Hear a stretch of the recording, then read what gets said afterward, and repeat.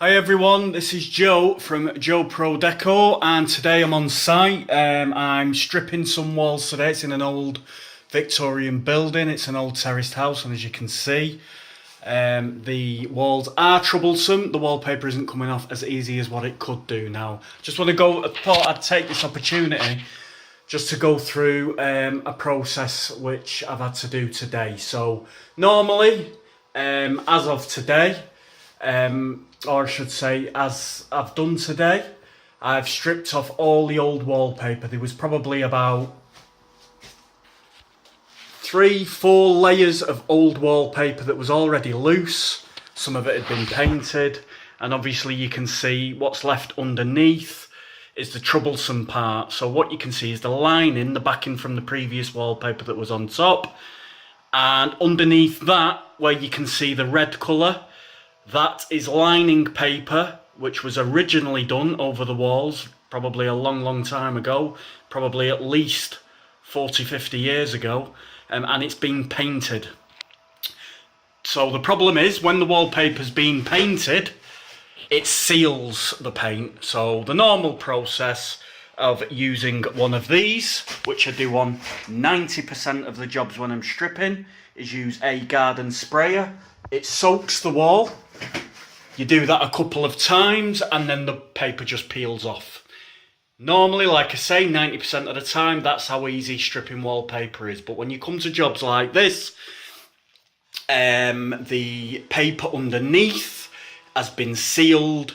The water doesn't penetrate to the back of the paper to dissolve the actual wallpaper paste that it's been stuck with.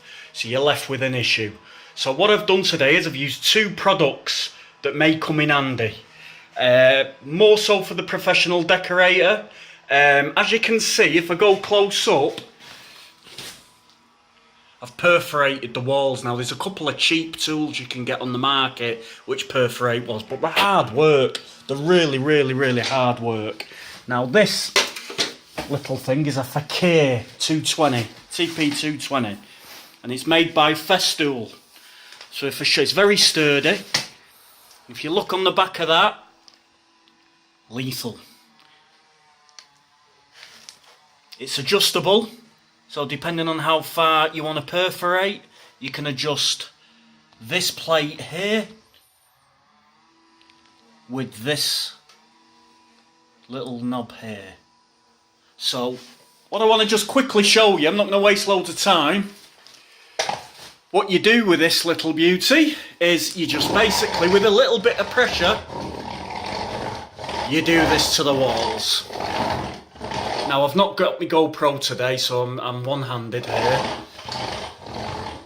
Basically, you get the gist of it. You use two hands though. You get a little bit more pressure behind it, but it's a geared system. It goes into the surface very easily. So I've done that. What that does, like I say, it perforates the paper. And then what I've done is I've just soaked it a couple of times, as usual. The water then does penetrate the back because of the punctures in the paint, which sealed it originally. And hopefully it comes off now.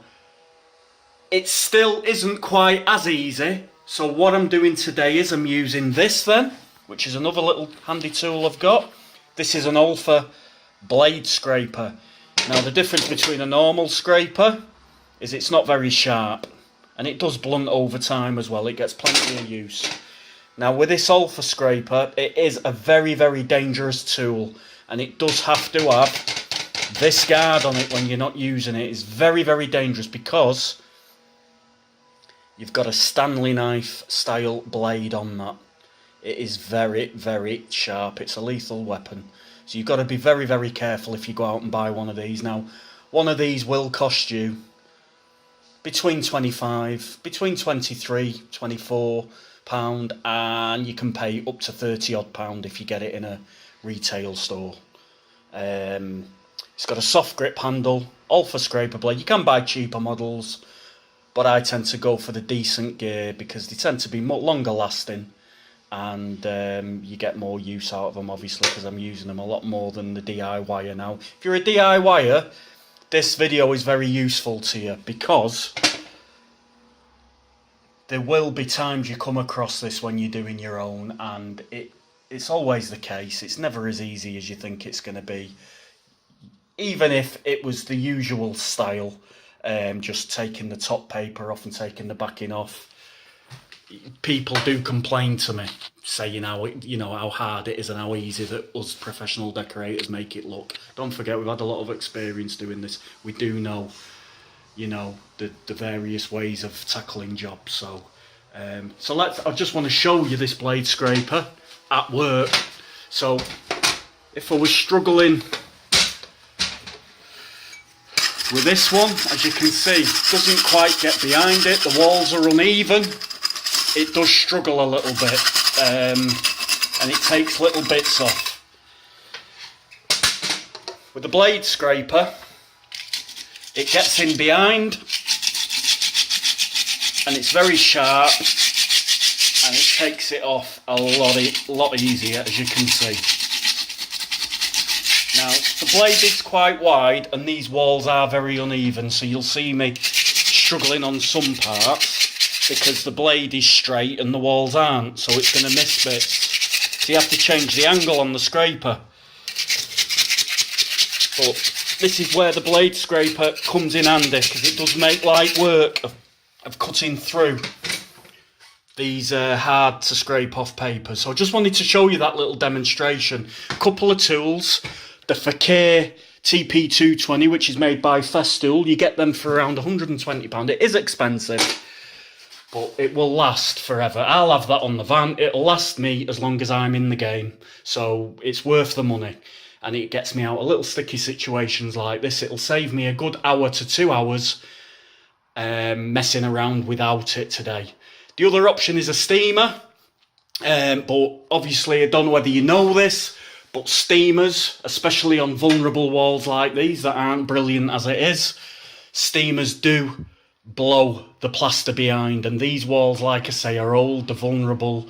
I'm going to have to do a lot of patch repair work on this job. So it's last resort, the steamer. I really didn't want to get the steamer out, so this is the next best thing. So I hope this video helps everybody. If you've not already tried the Festool, maybe invest in one, give it a go. It is an extendable pole, it's adjustable. You can replace the rollers on it when they go, but they will last a long time. Not like the other products that you can get on the market, like the £5.99 small one.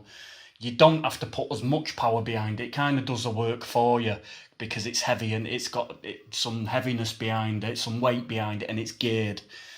So once you start rolling it, it kind of has a bit of momentum, is what I'm saying. So, hope this helps. Ask any questions, fire away. I'll be posting more helpful videos in the very near future. Please subscribe, everybody, because you never know when when my video might get you out of a bit of a sticky situation. So I'll speak to you soon, guys. Take care. Bye-bye.